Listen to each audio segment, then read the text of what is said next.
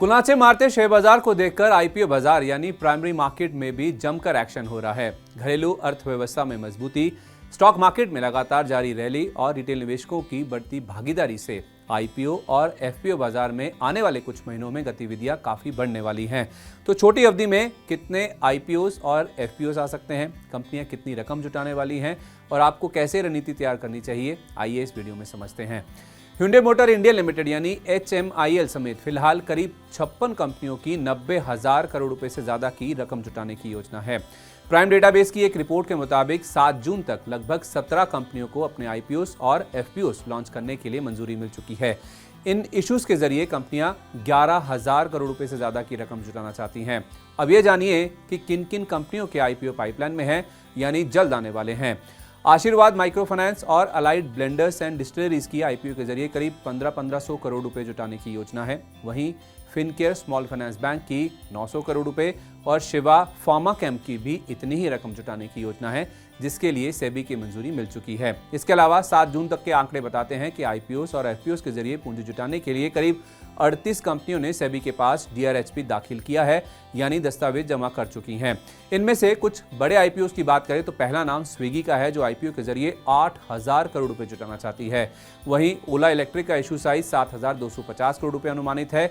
इसके अलावा Bajaj housing finance की 7,000 करोड़ रुपए, एफकॉन्स इंफ्रास्ट्रक्चर की 7,000 करोड़ रुपए और नेशनल सिक्योरिटीज डिपॉजिटरी लिमिटेड यानी NSDL की आईपीओ के जरिए 4,500 करोड़ रुपए जुटाने की योजना है।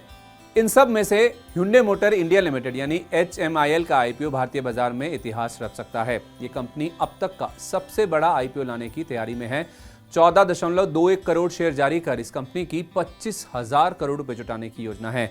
इससे पहले मई 2022 में सरकार ने LIC के आईपीओ में 3.5% हिस्सा बेचकर करीब 21,000 करोड़ रुपए जुटाए थे।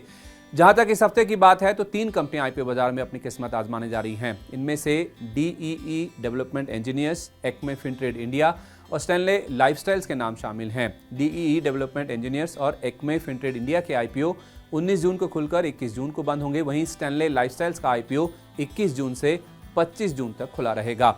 एक्सपर्ट्स का मानना है कि आईपीओ मार्केट लंबी अवधि के मोमेंटम के लिए तैयार हो रहा है और ये साल आईपीओ के लिहाज से अब तक का बेहतरीन हो सकता है। साल 2023 में आईपीओ के जरिए कंपनियों ने $600 करोड़ की पूंजी जुटाई थी, जो एक रिपोर्ट के मुताबिक 2024 में बढ़कर 2 गुना हो सकती है। 2024 में आईपीओ से जुटाई रकम का आंकड़ा $1,200 करोड़ से ज्यादा हो सकता है और 2025 तो और भी बेहतर रह सकता है। अब सबसे अहम सवाल, आईपीओस की आने वाली भरमार में से रिटेल निवेशकों को किन इश्यूज में पैसा लगाना चाहिए। एक्सपर्ट्स का मानना है कि रिटेल निवेशकों को गहरी रिसर्च करने के बाद केवल उन आईपीओस में पैसा लगाना चाहिए जिनके वैल्यूएशन महंगे ना हो। किसी कंपनी को परखने के लिए 2 पैमाने सबसे अहम हैं। एक है कंपनी के कारोबार की क्वालिटी और दूसरा है वैल्यूएशंस, यानी किस भाव पर आईपीओ में शेयर मिल रहे हैं। जानकारों के मुताबिक खराब या महंगे वैल्यूएशन पर एक अच्छी क्वालिटी वाली कंपनी भी खराब निवेश साबित हो सकती है। क्वालिटी को परखने के लिए निवेशकों को प्रोमोटर्स, कॉर्पोरेट गवर्नेंस प्रैक्टिसेस, पिछले कुछ सालों के आय और मुनाफे के आंकड़े, फ्यूचर ग्रोथ स्ट्रैटेजी और सेक्टर के प्रदर्शन समेत कई बातों पर फोकस करना चाहिए। वैल्यूएशन को जांचने के लिए निवेशकों को आईपीओ ला रही कंपनी के पीयर्स यानी सेक्टर की अन्य कंपनियों के वैल्यूएशन मल्टीपल पर ध्यान देना चाहिए।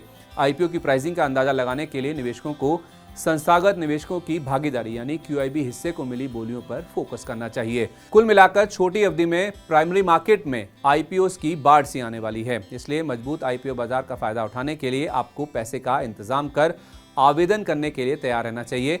पर इसका ये मतलब नहीं कि हर किसी आईपीओ में आप पैसा लगा दें। केवल अच्छी क्वालिटी और वैल्यूएशन वाले आईपीओ में ही निवेश करना चाहिए।